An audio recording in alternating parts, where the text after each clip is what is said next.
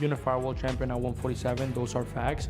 But I feel like people that he has fought have been tailor-made for his style and what he does and what he... While the boxing world is busy crowning Jaron Boots, Ennis is the next pound-for-pound superstar. Xander Zayas is preparing to expose him as nothing more than a carefully manufactured hype train destined to be brutally derailed. For a shock. Every single one of my opponents have been into a shock every time they step into the ring with me. It's easy to see me and, oh, the 23, the 22-year-old kid, just young kid, no experience. Once he get hit, he's gonna want to get it right back. And it's a whole different story when you step in there with me and you see the knowledge and the maturity. Zayas quickly fires back with supreme confidence, declaring complete dominance over the division and warning his opponent that he is stepping into the ring with a natural born. I could fight, I could box, I could do it everything in there. And inside that ring, I'm the natural 154-pounder. So I've been here for a long time.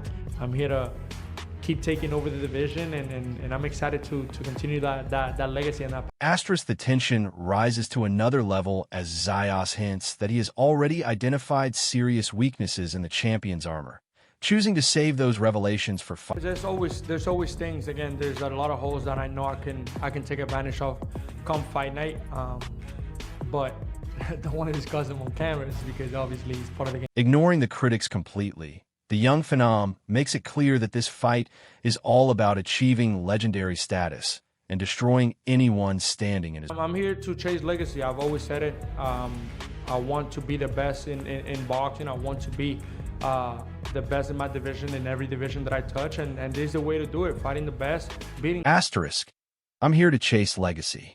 I've always said it. I want to be the best in boxing. I want to be the best in my division, in every division that I touch. I'm very mature for my age, and I've gotten the experience that I need. I've gone rounds. I've seen everything that I need to see. I've gotten hit. I've been able to adjust. I think I've done everything. I know how to fight in the inside. I know how to fight in the outside. I know how to counter punch. I got great speed, great power. I feel like I do everything pretty well. So yes, I do feel. Faced with questions about his age, Zayas confidently shuts down the doubts by highlighting the battle-tested skills that make him a complete and dangerous threat. I hope so. I mean, we made a big fight happen. Two big fighters, two young fighters, hungry fighters wanting to chase legacy. We made it happen, and so I feel like it should set an example for the future. But again, who knows? I mean, every fighter is different. Everybody lives a different lifestyle, and I can't be the one to say yes, I want it, or it's gonna be like that. I would love. Asterisk, in one final chilling warning, the Puerto Rican star promises a dominant and spectacular victory that will silence every doubt once. I'm gonna win. I'm gonna win any means, any way necessary. I'm gonna come out victorious like I always do. Winners win, and that's what I do. And June 27th, tune in. I'm gonna put on a show like I always do. It's gonna be a hell of a fight, and I'm gonna represent. Asterisk, Brian Norman Sr. steps into the conversation to completely destroy the narrative and put the boxing world on notice about the incredible fearlessness of this young challenger.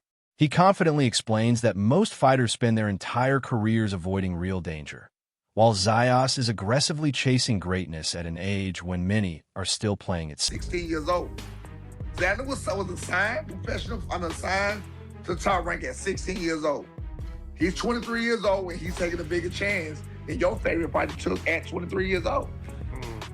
He's taking a bigger chance than your guy took at 20 years old, 20 years old, 26 years old, 27 years old, 28 years old. You feel what I'm saying? He's gonna be 29 years old. Damn near 30. Is that a fact or no? No, he took a tougher chance. I know, I can't see. But I know how these people... The intensity reaches a boiling point as Norman Sr. tears down the champion's intimidating aura and challenges the hype surrounding him. He warns that the so-called monster of the division is nothing more than human once he is dragged out of his carefully protected... But these young niggas, though, we know y'all need a superhero. Your superhero is going to show you he's a basic guy. It's the environment. And look, you have not been in the environment. I have been in the environment. The environment is his gym. It's the environment. That's why you don't leave it. The environment is his open gym. You come to his gym, you in his house. You in his domain. You in his... Refusing to back down despite the backlash from furious fans, Norman Sr. doubles down on his blunt reality check. He takes aim at the critics, mocking those who are outraged simply because someone finally had the courage to call their hype train what he believes is just an ordinary fighter. Mind you, these niggas was mad at me at your last video. I know you saw me in the comments. I'm like, do y'all understand y'all mad at me because I'm saying they're not special? I didn't even say he's not good. I said he is good. I said he good. Grown men are mad at me because I said... Asterisk Greg Hackett steps in to bluntly break down the situation, harshly questioning the challenger's credentials. He argues that fighters with the same skill set can be found everywhere in the champion's hometown, untested and clear. Xander is a good fighter, but where he is in his career as far as what he's learned, he's never seen nothing like Boots. For Boots, we got guys like Xander in the city. We got guys like that just ain't heard of yet, or they just ain't never get their shot, or they might be a little over the hill. But we got a bunch of guys walking around like that. I'm saying that because not that Boots is sparring those guys. I'm saying we have guys like that. That's just, you know what I mean? That on that they can handle that. Boots is on a different level when it come to, you know, boxing, like when it just come to boxing. Asterisk the discussion takes a more ominous turn as Hackett highlights the vast gap in achievements that strongly favors the reigning king.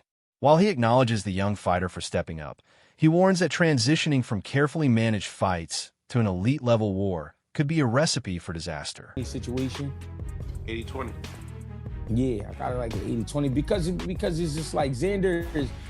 See, what people fail to realize, Xander turned pro as a kid. You know, he was still a teenager.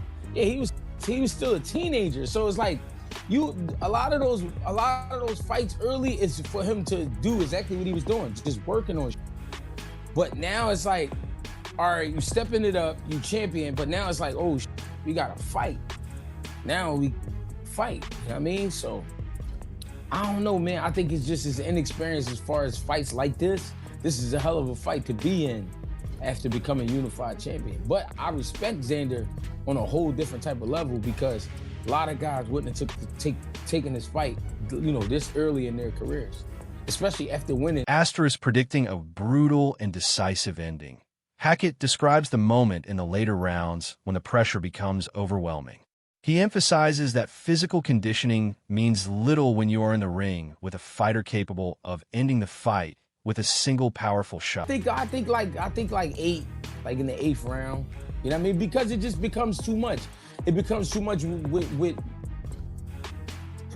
See, guys work on defense, right? Guys work on their fight game, but they don't push themselves. They think they do because they do strength and conditioning. That's not pushing yourself in boxing. That's just yourself physically. But I'm talking about pushing yourself where you got a guy who, in the gym, he's trying to knock you out, and you got to really keep off you. But not only the kind of guy that's trying to knock you out, the kind of guy that could knock you out. Asterisk Hackett closes his breakdown by questioning the challenger's preparation, warning that overly safe training habits will collapse under the bright lights. He stresses that avoiding dangerous sparring partners can leave a fighter unprepared for the harsh, high-stakes environment. Guys, when they pick sparring partners, they pick guys who gonna fight, but they don't have the or they pick guys who gonna be in but they don't have the experience. Or they pick guys who gonna be in but they smaller. You know what I'm saying? It's things like that. He got to get prepared for war.